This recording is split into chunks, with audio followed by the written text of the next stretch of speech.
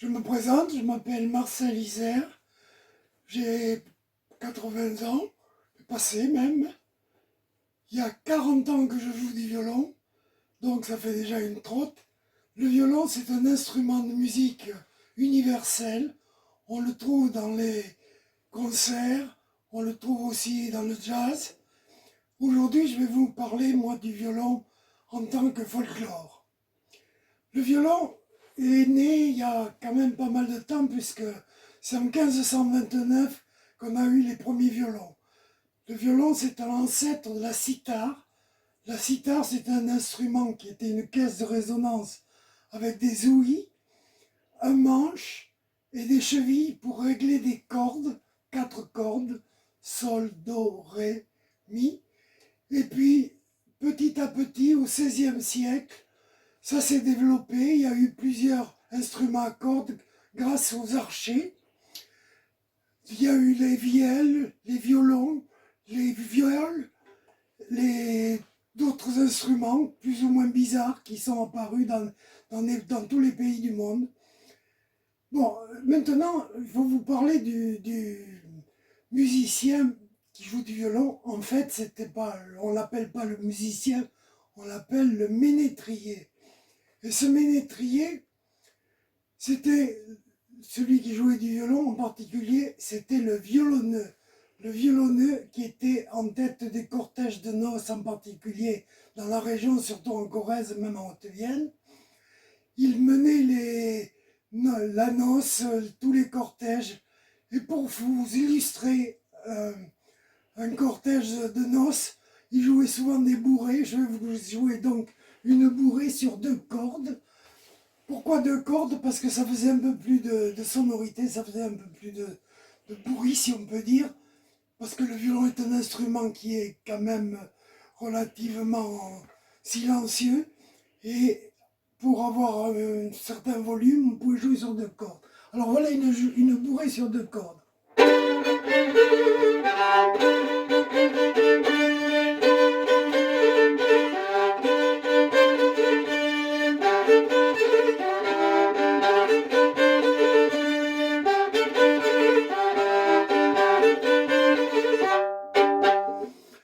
On peut jouer aussi des morceaux beaucoup plus rythmés. Alors justement pendant le Covid, quand on a été isolé, j'ai composé un morceau, musique et paroles, donc je vais vous le jouer.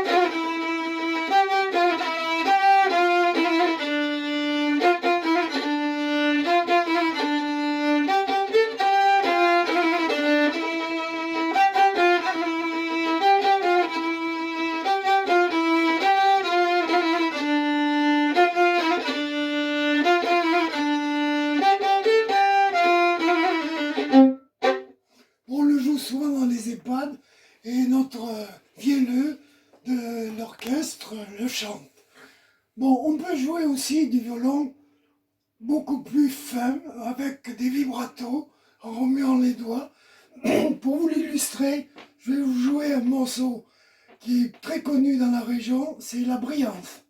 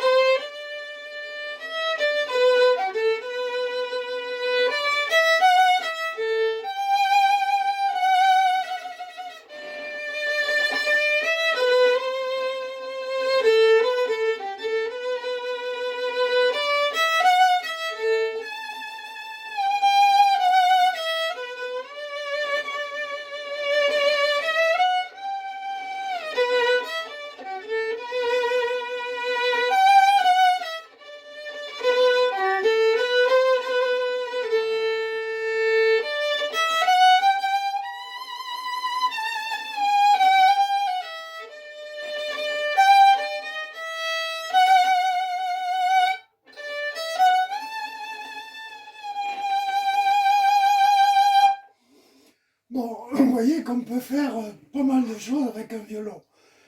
Bon, par contre, c'est un instrument qui est relativement difficile à jouer. Il faut de la patience, mais on y arrive.